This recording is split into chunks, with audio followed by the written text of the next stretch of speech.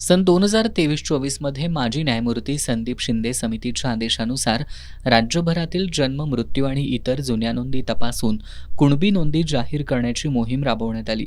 या मोहिमेतून राज्यभरात सुमारे 58 लाख नव्या कुणबी नोंदी सापडल्यात. त्यानुसार करवीर तालुक्यातील 85 गावांमधील कुणबी नोंदी प्रसिद्ध करण्यात आल्यात. परंतु या नोंदींमध्ये गावातील मूळ लोकांच्या नावाशी आणि वंशावळीशी खूप विसंगती आढळून आल्यात.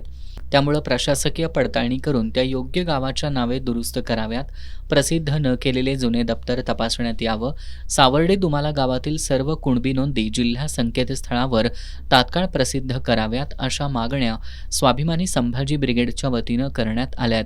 या मागण्यांचं निवेदन करवीरचे तहसीलदार स्वप्नील पवार यांना सादर करण्यात आलं.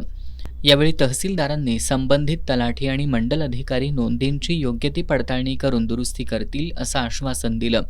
निवेदन सादर करताना स्वाभिमानी संभाजी ब्रिगेडचे जिल्हाध्यक्ष रुपेश पाटील, अरुण पाटील, सरदार पाटील, प्रकाश मगदूम, राजाराम खाडे, रघुनाथ खाडे, बाजीराव खाडे यांच्यासह संभाजी ब्रिगेडचे कार्यकर्ते उपस्थित होते.